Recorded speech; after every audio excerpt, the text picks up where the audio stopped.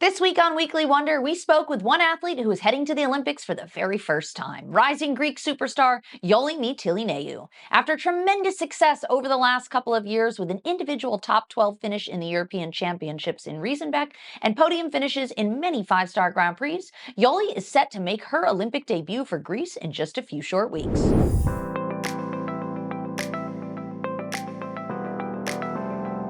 Just being able to compete at the Olympics is already like a huge milestone. But to do it, 20 years after your own mum is a different feeling, especially, in a lot of sports, it would, if anything, it's a father-son, whereas to be like a mother-daughter is not very likely in any sport.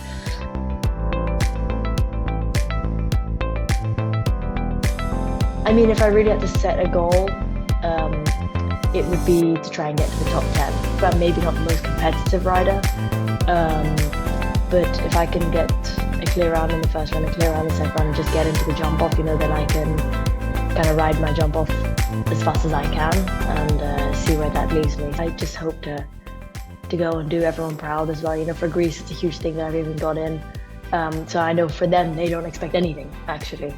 They're just happy to have a representative. So from that side, I don't have much pressure. So I'm putting all the pressure on myself.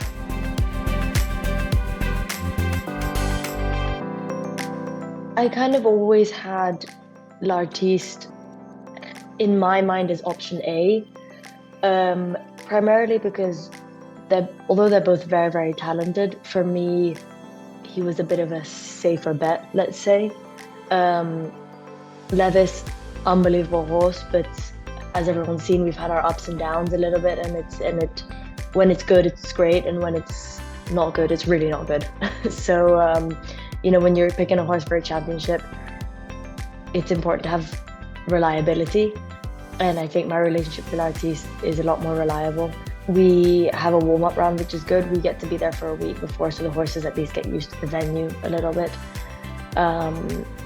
It does, however, slightly hinder training, potentially, because we obviously have to be there for a week not training,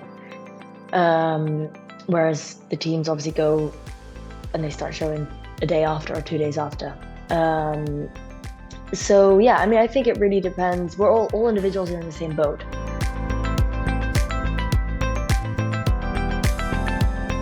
The thing is with the Olympics is that it is more likely than the other championships that you only have one shot, because it's a difficult qualification process. Whereas, when you're an athlete, especially coming from a country like Greece, to qualify for the WEG or for the Europeans is a lot easier. You actually don't need to qualify, you just need your certificate of capability.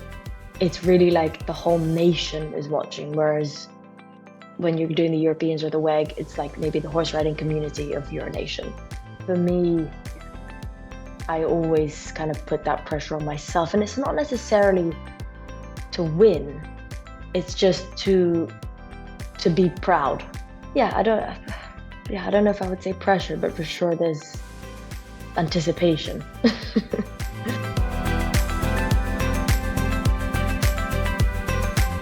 There's always been kind of this idea of just trusting your process and your consistency, and it wasn't that it all went smooth from the beginning. It took a bit of getting used to and time, but then once the results start coming, then you start to also feel comfortable in what you're doing. So I think just being a bit kind of clever about where you're going, what you're doing, but also not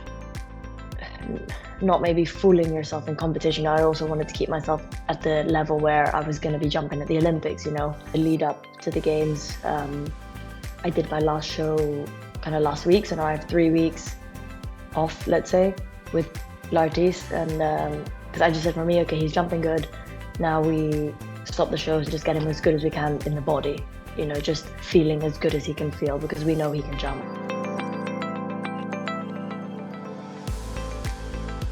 When you're young, the Olympics really seems far away. When you're young, you also don't know exactly what it takes to get there. You just kind of have this vision of like, oh, the Olympics, and then there's no kind of idea of what it will take or what it won't take. I think the best is to make it like a goal, but without the pressure.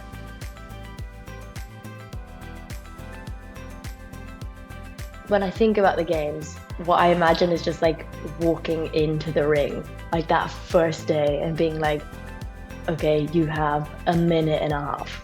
Like, minute and a half to make this happen. And the first day is almost more like that is your Olympics, you know, because that's like really your make or break. You know, you made it. You know, as a kid, I mean, I was 12 and I dreamed of being at the Olympics. So just being there, you know, it's like, wow, I've actually made my 12-year-old dream come true. So